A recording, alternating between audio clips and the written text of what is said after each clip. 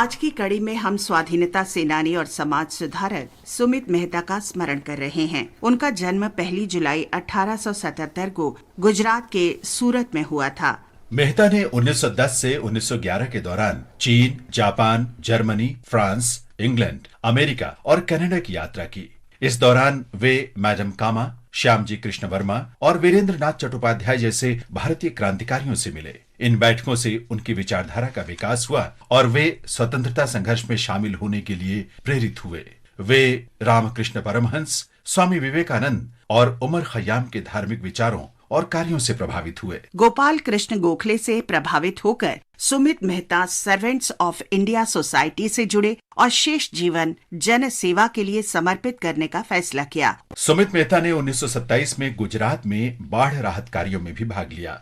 वे 1928 में बारदौली सत्याग्रह के दौरान अपनी पत्नी के साथ सरभों शिविर के प्रभारी रहे। उन्होंने 1929 में युवा सम्मेलन आयोजित किया।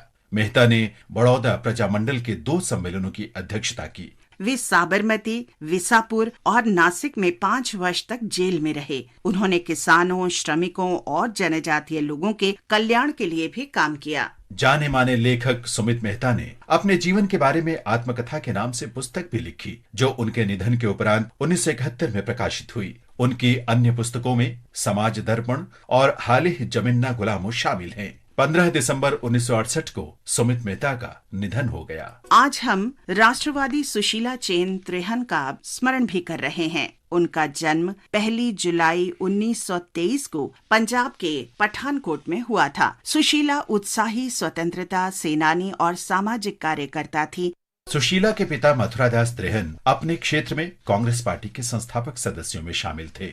वे आर्य समाज के प्रमुख सदस्य भी थे। सुशीला कम उम्र में ही आर्य समाज से जुड़ गईं। जब वे उसके आरंभिक सभा में भाग ले रही थीं और सभा स्थल को घेरे खड़ी पुलिस के लाठीचार्ज में उन्हें भी चोट आई, तब सुशीला ने अन्याय के विरुद्ध लड़ने का निर्णय लिया। वे राजनीतिक कार्यकर्ता बन गई और 1941 में लंदन चली गईं। उन्होंने बीबी रघबीर कौर के साथ काम किया, जो पंजाब प्रांतीय विधानसभा में कीर्ति गदर पार्टी की सदस्य थी। सुशीला त्रेहन अंग्रेजों से लड़ाई के लिए शकुंतला आजाद के साथ भी शामिल हुईं। भारत की स्वतंत्रता के उपरांत सुशीला त्रेहन ने बच्चों के लिए शिक्षा को प्रोत्साहन देना जारी रखा और बालिकाओं के लिए 3 विद्यालय और 1 सह शिक्षा विद्यालय खोला। वे डाडूवाल में अपनी ग्राम पंचायत परिषद की पहली महिला पंच थीं। उन्होंने व्यावहारिक धरातल पर दहेज, घरेलू हिंसा और जातिवाद की समस्याओं को दूर करने के लिए तथा अंतर जातीय विवाह के लिए संघर्ष किया। वर्ष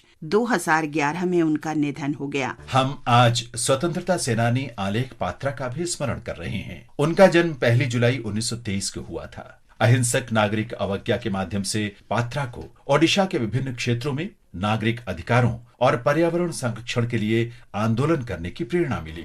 आलेख पात्रा स्कूल के दिनों में ही स्वाधीनता आंदोलन में भाग लेने लगे। अपने मित्रों के साथ उन्होंने ब्रिटिश राज के विरोध में नीमापाड़ा पुलिस थाने में आग लगा दी। पात्रा को पकड़ लिया गया और पूरी जेल भेज दिया गया। जेल से छूटने पर पात्रा कोलकाता चले गए और राष्ट्रवादी गतिविधियां जारी रखी। घर जाते समय पुरी रेलवे स्टेशन पर उन्हें पुनः गिरफ्तार कर लिया गया और जेल भेज दिया गया। जेल में वे अपने कपड़े बनाने के लिए चरखा काटने लगे। पर्यावरण को स्वच्छ रखने के लिए शौचालयों की साफ सफाई करना, रोजाना समूह में प्रार्थना करना और गांधी जी के अन्य निर्देशों का पालन करना भी जेल में उनकी दिनचर्या थी। जेल से छूटने पर वे वर्धा चले गए और स्वराज, होम रूल और अन्य सर्वोदय कार्यों का प्रशिक्षण लिया। आलेख पात्रा जीवन भर राष्ट्र सेवा करते रहे। 17 नवंबर 1999 को उनका निधन हो गया।